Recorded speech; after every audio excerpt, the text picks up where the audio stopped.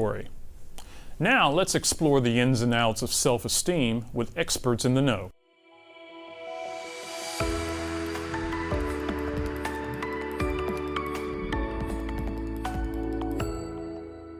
Today we're joined by Tiffany Calderara, Dana Stahl, and Janet Wolf. Tiffany Calderara is a learning specialist at Beacon College, where she provides academic advising while primarily helping students develop a sense of self, advocate for what they need to learn, and strengthen study and academic skills necessary to succeed as collegians.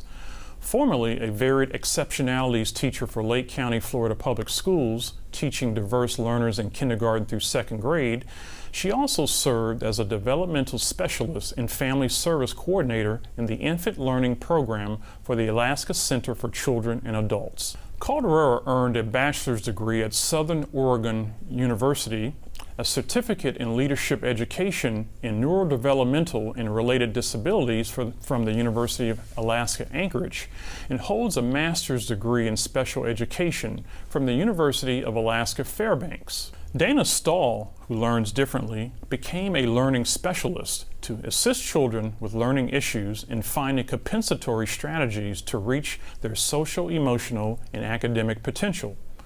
Stahl's practice, Educational Alternatives LLC, focuses on educational advice, advocacy, and school placements. Recently, she wrote The ABCs of Learning Issues, a practical guide for parents to help them further understand their children's learning, attention, and anxiety issues.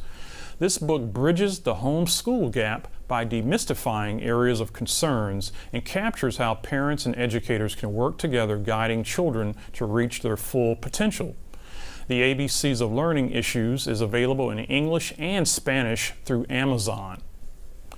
Janet Wolf is head of school at the Ideal School of Manhattan, New York's only K-12 independent inclusion school. Prior to joining the Ideal School of Manhattan, Wolf spent 13 years at St. Paul's School for Girls, a 5th through 12th grade all-girls day school in Maryland.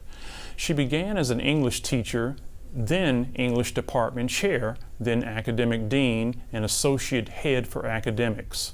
She joined Ideal in 2016 while also being trustee of the Online School for Girls, where she served as chair of the Education Committee and a member of the Finance Committee, and worked to promote the mission, development, and brand recognition of this new school.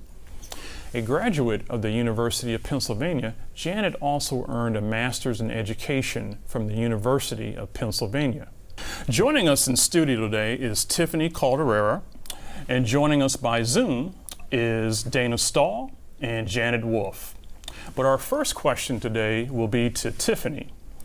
Self-esteem is a term that has various meanings, and particularly when it applies to students with learning disabilities, I'm wondering, how do you define self-esteem?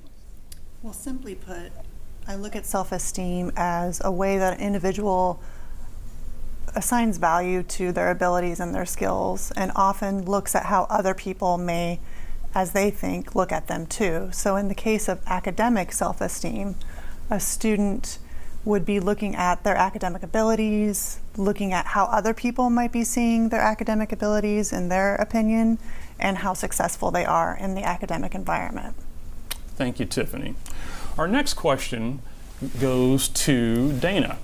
Why are students who learn differently more prone to experiencing low self-esteem?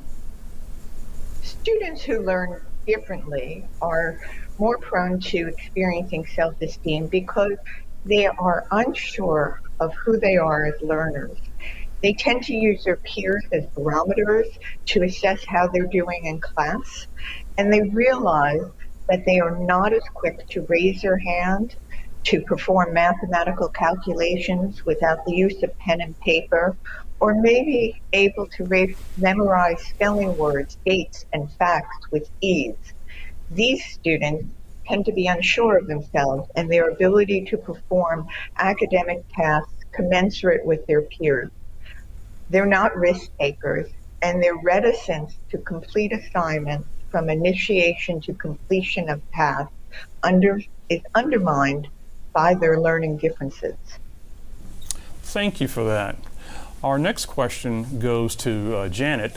What are some of the signs that low self-esteem has crept into a child's school life? Any expressions of self-doubt, a change in a child's attitude about their classes or their activities or friends or teachers, sleeplessness or sleeping too much, struggling to start or finish homework, any sort of procrastination really can be a sign of self-doubt.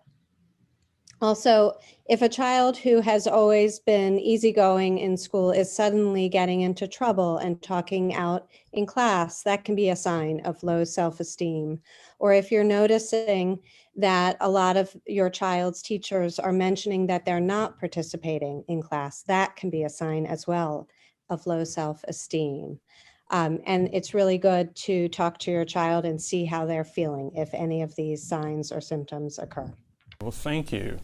Well, Tiffany, here's another question for you. How easy is it for a parent or even a trained teacher to inadvertently chip away at the child's self-esteem with language they didn't intend to use?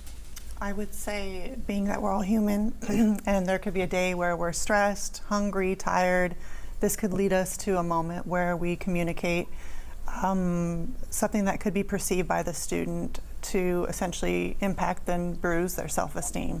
It's in that power of communication that through reflective practice that parents and teachers can try and identify what the experience is for the student and recognize that maybe what I just said by saying you should work harder or you should stop being lazy, maybe recognizing anytime you use the word should, you've taken the wrong step towards impacting negatively a student's self-esteem.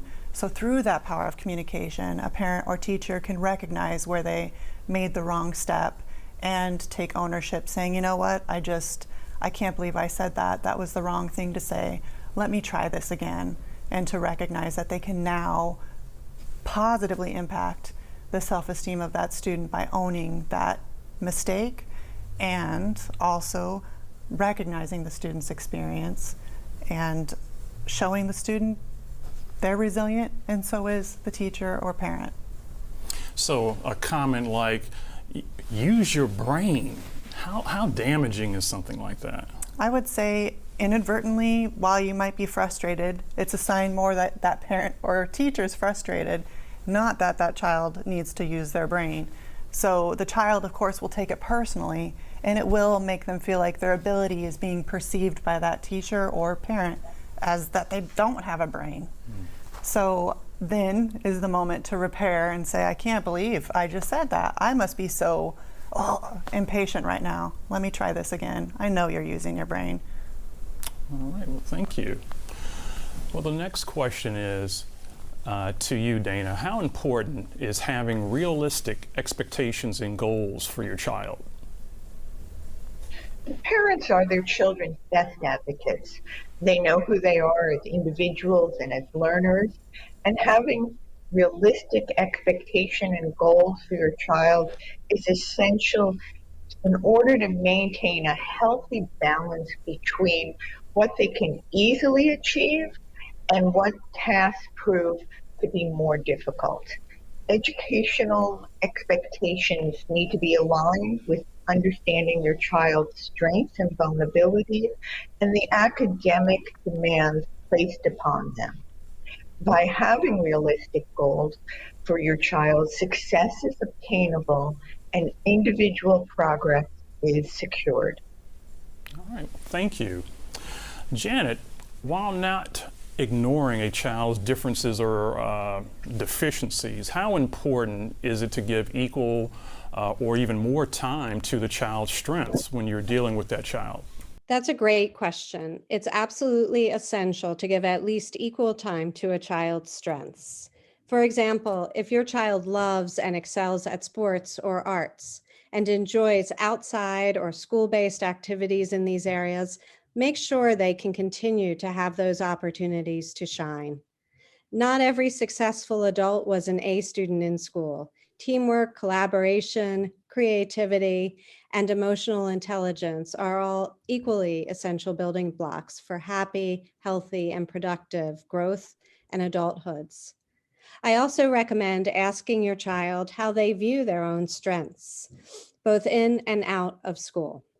Ask your child how you as a parent and how their teachers can build upon their strengths. A strength-based approach will validate your child's individuality and help them to feel really empowered and want to work hard and learn rather than feeling defeated by what is challenging.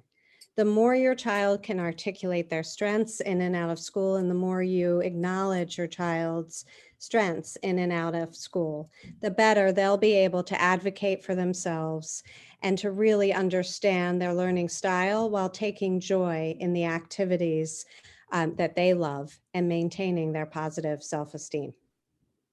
How important is it in helping your child to understand the nature of their learning difference? Is it something that you as a parent should regularly bring up and address, or do you downplay it? It's a good question, and one to really think, what does the nature of the word disability, what value is assigned to that? And it kind of is a way of saying there's a lack of ability here. So while I think the language around advocating for oneself involves the word disability and deficits and kind of where there's a recognition of a lack of skill, it's first important, just like Janet said, to focus on strengths and build that foundation where a student understands that well before they understand the concept of disability.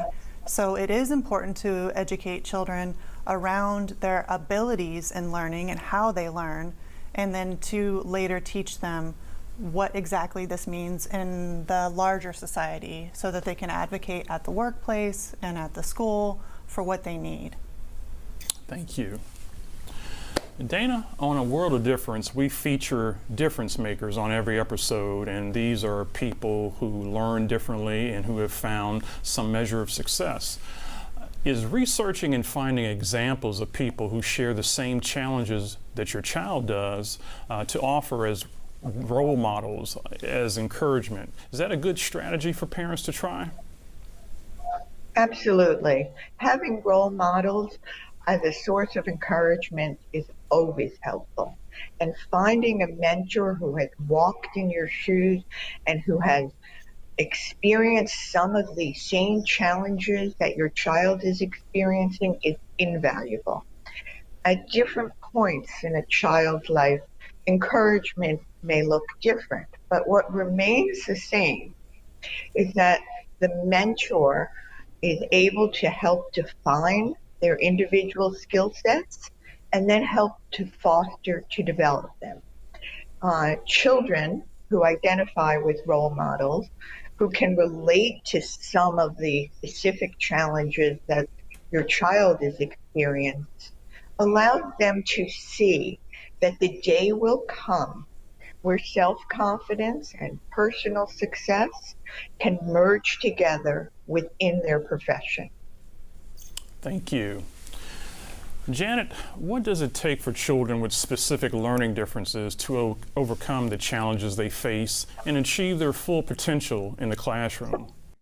It's really important that children with specific learning differences receive scaffolds and differentiation targeted to their particular needs. Think of scaffolds and differentiation as a ladder helping an individual reach a higher item on a shelf. Many students need written as well as verbal instructions, large assignments chunked or broken down with specific instructions and smaller deadlines, visual prompts, and audiobooks. You might request also assignment sheets from teachers to help you support even older children at home who struggle with executive functioning. Also, almost all students, but especially students with learning disabilities, benefit from clearly articulated goals and opportunities to practice and revise. Revisiting assignments builds a growth mindset that's essential for success in the face of challenges and allows students to gain both confidence and mastery as they realize improvement over time. Well, we're going to close out with this final question, and it's something that I want to hear from each of our guests today. What are some actionable steps that parents can take at home to restore or build up their child's self-esteem? And I guess the first crack at this will go to our in-studio guest, Tiffany. Really good action steps parents can take is to join in their interest, the child's interest alongside them. Not just observe, say in a team sport, but also to have the opportunity to get into the engaged activity that the child is taking part in. So much can be gleaned from this experience, from seeing all their strengths, how they are excited about learning and engaged in an activity. And that also tells the child that your mom and dad, the center of your world, value you very much and find this interest also very interesting. Thank you, Tiffany. Next to you, Dana. Let your child know that as individuals and learners, each of us have specific strengths and vulnerabilities, and assure them that there are many ways in which to measure success and that we seek progress, not perfection. Another example may be to demonstrate to your children how to smash the task or break things down into manageable components.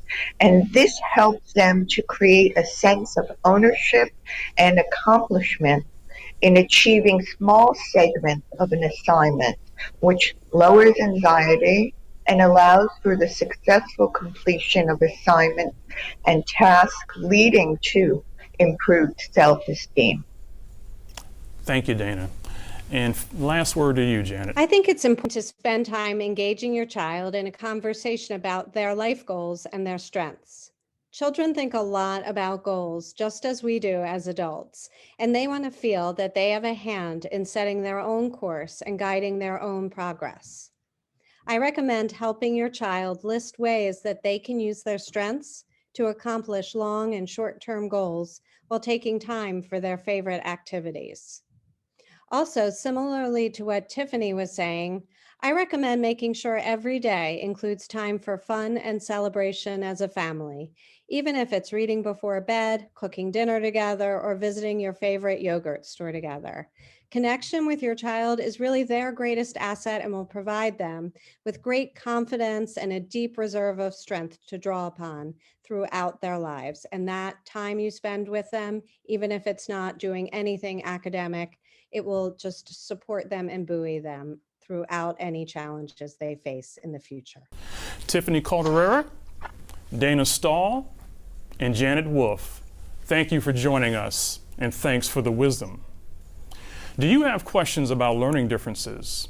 Are there concerns you're facing daily in your journey with learning and attention issues? We're happy to answer your questions on air. Sign up via our website, awodtv.org, to have your questions answered during our Ask the Expert segment on an upcoming episode of A World of Difference.